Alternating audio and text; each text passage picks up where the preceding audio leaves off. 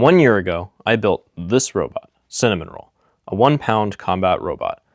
In the past year, Cinnamon Roll has been to multiple competitions, and I've made a lot of changes. I've wrapped all of them up into one video to talk about how it's gone from this to this, and everything that happened along the way.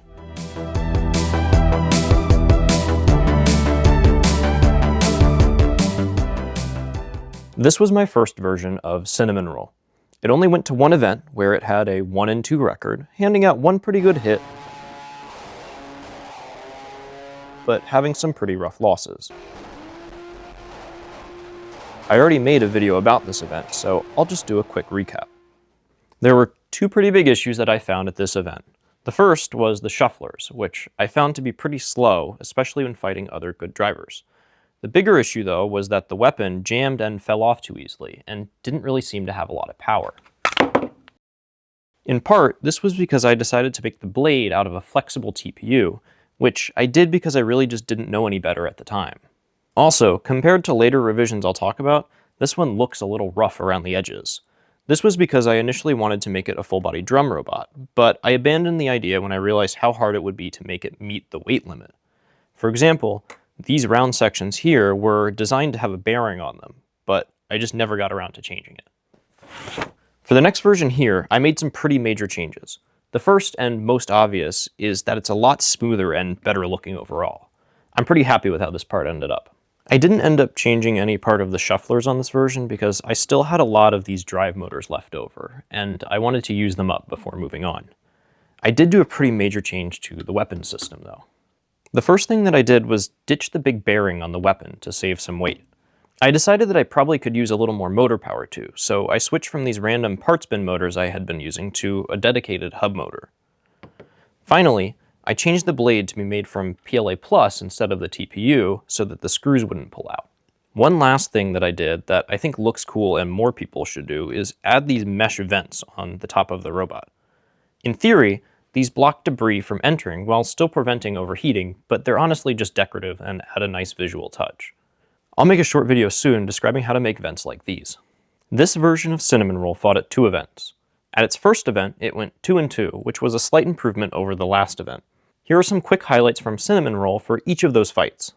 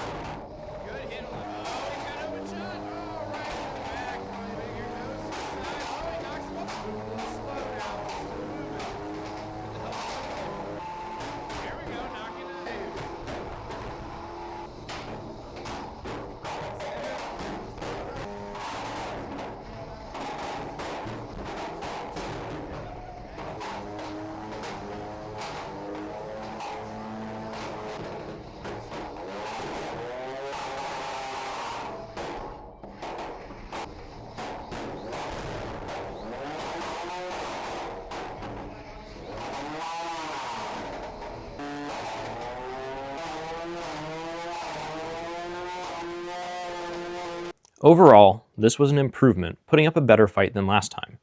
Ultimately, it was knocked out of the bracket by a well-driven robot with a lot of TPU armor in a judge's decision. One of the main reasons that Cinnamon Roll kept losing the judge's decisions at this event was that it was having a hard time self-righting once it got flipped over. This meant that I spent a lot of time upside down or on the face of the robot, unable to properly attack or do damage. The problem was actually worse than the first version because I had removed that large bearing on the bottom, which apparently was doing a lot more to lower the center of gravity than I had realized. I also found out just how hot the new weapon motor could get, as it would melt its own mount by the end of each fight. This never turned out to really be an issue during the matches, but it meant that I had to replace parts pretty often.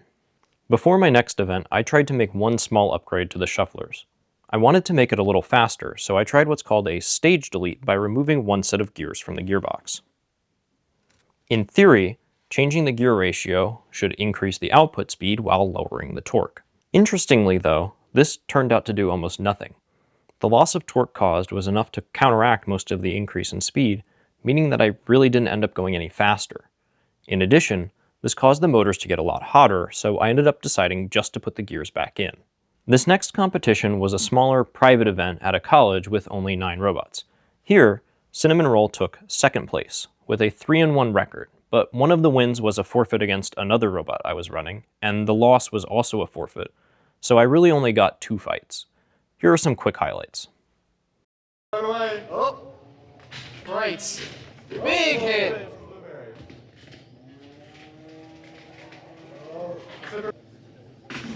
Just past 1 minute. Oh. Rolling quite a predicament. Oh, big bounces from Cinnamon Roll. Bouncing around there. Still hits off. Throughout the day, I was having some issues with my speed controllers and motors burning up, likely caused by some binding and wear on the motors. Because I ran out of backup parts, I ended up having to forfeit my last match. Overall, this was a decent showing, but it was against mostly bots from brand new builders, so it wasn't as harsh as it could have been. When considering upgrades after this event, due mostly to the challenges I was encountering while running a horizontal weapon in plastic antweight events that allow TPU, I decided to make some drastic changes for the next revision. Because of the weird effects on the meta that TPU causes, I decided that doing a ground-up rebuild and moving Cinnamon Roll from the plastic antweights to the full combat category was the right decision. I chose to do this because it would give me access to more materials, including aluminum for the motor mounts to prevent melting from the heat, and metal blades to better cut through TPU. It also meant that my opponents could do a lot more damage too, but that was a risk I was willing to take to be on a more level playing field. The first upgrades I made were to the shufflers, switching from the brushed motors that I was using before to new brushless motors for more speed and power. I also made some changes to the geometry to have the shufflers take bigger steps, which would make it move even faster. The shape of the shuffler feet changed pretty significantly as well. Previously, I had used large, flat feet. This provided a lot of stability when walking, but it made it a lot harder to flip back over when stuck upside down. To overcome this, I made the feet a lot narrower on the new version. This meant that the robot flipped over a lot more easily, but it would be a little less stable while walking. The top of the shufflers also got a tweak too. The pointy bits on top are theoretically designed to make it a lot easier for the robot to roll back over, but I kept getting stuck. To address this, I dropped the points a lot lower down to prevent it from getting stuck on its face. Also, on old versions, all 3 legs on each side had a top. This time, I ended up only using one for 2 good reasons. First, it saves a little bit of weight. Secondly, it makes it easier to flip back over, even if it doesn't initially seem like it should. If all 3 legs have a top, Cinnamon Roll could almost walk upside down. Badly, but it almost could. By removing 2 of the shuffler tops, the motion is a lot less smooth and more jumpy instead. This lets Cinnamon Roll bounce a lot more, flipping over way more quickly. The final change to the shufflers was making custom molded feet for the bottom. This gave more grip while moving, but also lets me spin the weapon up faster without slipping. Because the geometry on the bottom of the feet was so thin, I ended up making a custom mold and using a syringe to inject the liquid rubber into the cavity before it cured. The next set of upgrades I made were all to the weapon. I upgraded the motor again, this time moving from the hub motor to a custom 3530 motor, which is much larger. Since I was worried about the blade getting pulled off, I ended up taking the original shaft and replacing it with an ejector pin, which has a large head to hold the TPU hub on. While the motor was taken apart, I also took the opportunity to battle harden the magnet ring with epoxy. All of these motor upgrades got mounted onto the new robot with a pretty thick aluminum plate, which was designed to soak up some of the motor heat and prevent bending on big impacts. For the blade, I ended up going with 3mm thick AR500 steel. I also switched over to using the KiwiK Mixer tool I talked about recently in a video, which made it super quick and easy to set everything up. If you're interested in that, there's a link to that video and a GitHub page for you to try it for yourself. With these done, it was time to finally put it to the test. Since this was the most recent event, I'll go into a little more detail on how each of these matches went. I'll show highlights again, but if you want to see the full recordings of any of these matches, I'll put a link in the description to a playlist of them. My first matchup was against a small vert called Arrogant Burrito. Immediately at the beginning of the match, I learned that I had a pretty serious issue.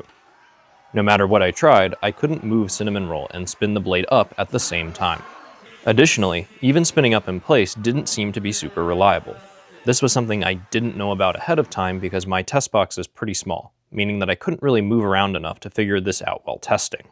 Despite this, I managed to get a few lucky hits in before getting knocked into the pit. At this event, getting knocked into the pit started a countdown to getting knocked out. Turns out that having an unstable robot does have some advantages. Even while struggling for the rest of the fight, the hits that I did manage to get did just enough damage to cause my opponent to tap out. After the match, I made an effort to pick the flattest blade that I had and decided that I needed to spin the blade at a much higher speed before moving for my next match. It wasn't much, but it was all that I could actually do while at the event to fix the issue. My next fight was against Goal Line, a horizontal spinner. In this match, I did a much better job getting the weapon blade spun up before moving, but I still struggled at points. There were also a couple of points where I got lucky, as Goal Line appeared to be struggling to move in a straight line. In the end, I managed to get a couple of lucky hits on my opponent's wheels to knock him out.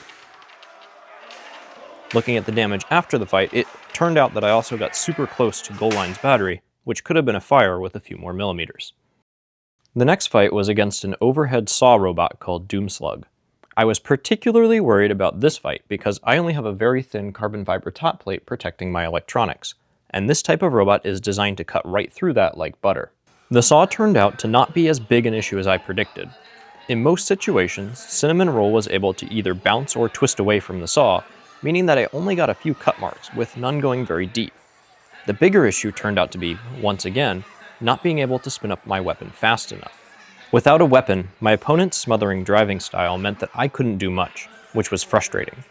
When I did get a few hits in at the end and did a good job damaging the arm and blade of Doomslug, it was too little too late, and I lost the judge's decision. After that match, I replaced the top plate for my next fight against Talon, another wide, small vert robot. This fight was pretty similar to my first one, and I managed to get a lucky hit to get a last-minute knockout. This time, there was a lot more damage to Cinnamon Roll though, so I had to make a lot of repairs before my next match. After rushing to replace the body, I had to forfeit my next match because my receiver failed to connect, putting me out of the tournament. This was a really unfortunate way to go out. Even with this rough end, I still took 4th place with a 3-2 record. Pretty good for my first event with this version of the robot.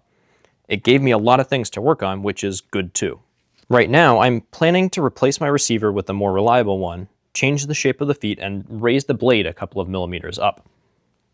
The goal is to make it much more reliable to spin the blade while moving and get rid of the receiver issues that got me at the end of the tournament. All in all, I'm looking forward to making the upgrades it badly needs before its next event in February. If you want to follow along with Cinnamon Roll to see where it ends up, be sure to subscribe.